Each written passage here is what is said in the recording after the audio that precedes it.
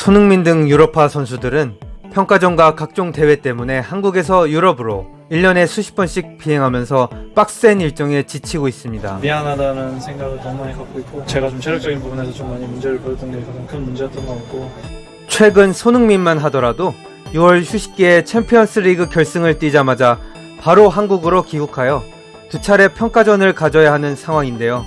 이러한 악순환은 결국 국가대표 조기 은퇴를 선언하게 만듭니다. 지난 아시안컵을 끝으로 이른 나이에 대표팀 은퇴를 선언한 구자철과 기성용 선수는 대표팀 생활의 가장 큰 어려움으로 비행거리를 뽑았으며, 비슷한 나이에 국대 및 선수 생활을 은퇴한 박지성 또한 긴 비행거리로 인해 무릎에 물이 차면서 많은 어려움을 겪었다고 합니다. 구자철 선수의 은퇴 당시 인터뷰를 들어봅시다. 비행기를 타면 물이 차니까 물을 또 빼야 되고, 병원에 가서 검사 받아야 되고, 물 빼야 되고, 한국에서 다시 경기 끝나고, 우즈베키스탄에서 다시 경기 끝나고 독일로 넘어와서 다시 병원 가가지고 또 검사 받아야 되고, 다시 주사 맞고 경기 뛰고, 이런 것들을 좀 반복을 많이 했어요. 한두 번 한 게 아니라 그런 것들도 좀 알아주시면 좀 후배들이 좀 더 책임감과 그다음에 또 그런 것도 알아주시면서 응원을 해주시면, 특히 작년 월드컵부터 시작된 손흥민의 비행거리는 역대급으로 알려져 있는데요. 최근 1년 동안 손흥민이 날아간 비행거리는 정확히 얼마나 될까요?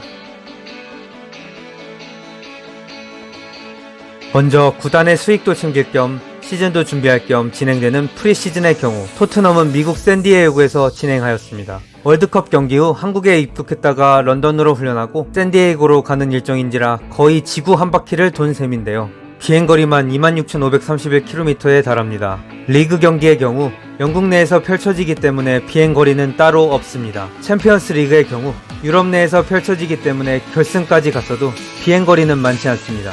손흥민은 챔피언스 리그 결승까지 뛰면서 이탈리아로 가서 인터밀란, 스페인으로 가서 바르셀로나, 독일로 가서 도르트문트, 네덜란드로 가서 에인트호벤, 아약스를 상대로 했습니다.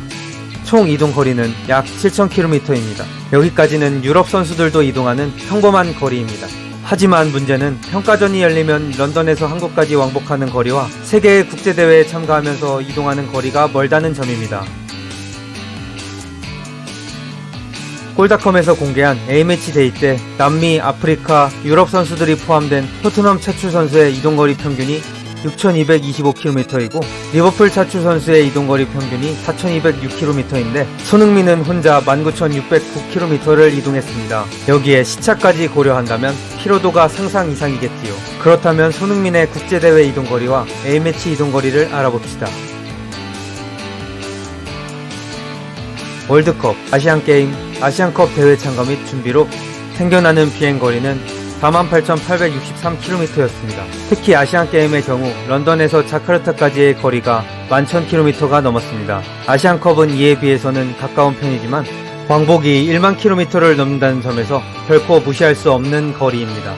특히 벤투가 비행 후 이틀도 채 지나지 않은 손흥민을 선발로 썼기 때문에 더욱 피곤했을 것입니다. A매치로 인한 이동거리는 이번 호주, 이란전과 19년 프리시즌 이동거리까지 포함하면 75,195km나 됩니다. 프리시즌은 상하이와 싱가포르에서 개최될 예정이라 또다시 긴 여정이 시작되는 것이죠. 손흥민의 1년간 총 비행거리를 모두 합했더니 약 157,584km로 비행시간만 200시간이 넘습니다. 이 거리는 LA와 서울을 8번 왕복한 거리이며 지구를 4바퀴 돈 것과 비슷하죠. 어떻게 보면 생각보다 얼마 안 되네 라고 할 수 있겠지만 거의 매주 경기를 최상의 컨디션으로 뛰어야 하는 운동선수임을 고려한다면 큰 영향을 줄 수밖에 없습니다. 특히나 경쟁하는 선수들에 비해 훨씬 이동거리가 길고 시차 적응도 많이 해야 한다면 상당히 불리한 요소라고 할 수 있습니다. 문제는 손흥민뿐만 아니라 다른 유럽파 선수들도 상황은 비슷하다는 것입니다.